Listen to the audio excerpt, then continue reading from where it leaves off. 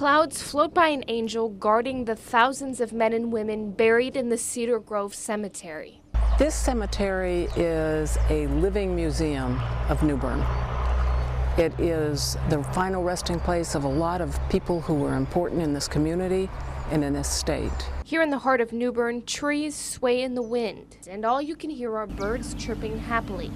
It looks to be a peaceful and perfect resting place until you take a closer look. That's when you notice headstones broken into pieces and tombs crumbling away. Things everywhere deteriorate when they're out in the weather all the time. This is where the Earl of Craven Questers come in. The Questers is an international nonprofit organization that encourages an appreciation for antiques and the preservation of history.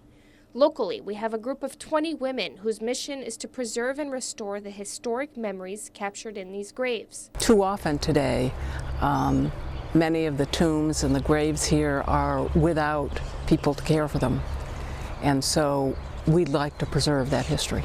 Our local chapter, the Earl of Craven Questers, is about 15 years old, and very early on one of our members was very interested in the cemetery and said, hey, every Questers chapter has a preservation project. We ought to take on the cemetery because who else is going to do it? And we just fell in love with the project. Nancy Mansfield and Linda Howell are two members of the Questers.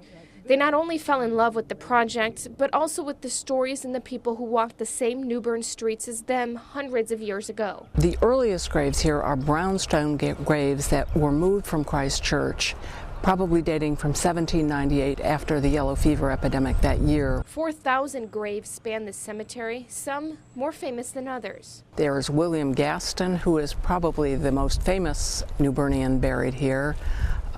He was a state legislature, a judge, and he was also the author of the Old North State, the state song of North Carolina.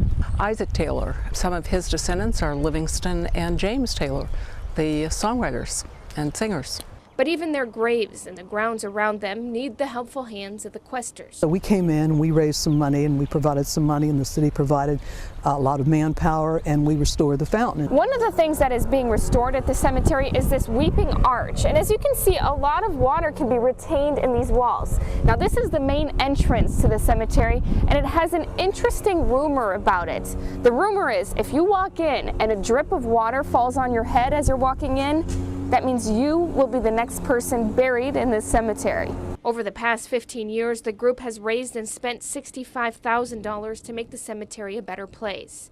Most recently by planting rose bushes around the Confederate Memorial, which is home to 70 soldiers killed in the Battle of New Bern.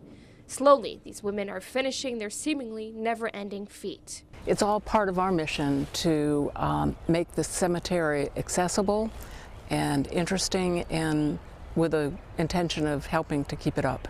In Craven County, Alize Prosy, WITN News. So he steamed over there with a bunch of ships that were pretty impressive, and he convinced them that they wanted to be friends with us.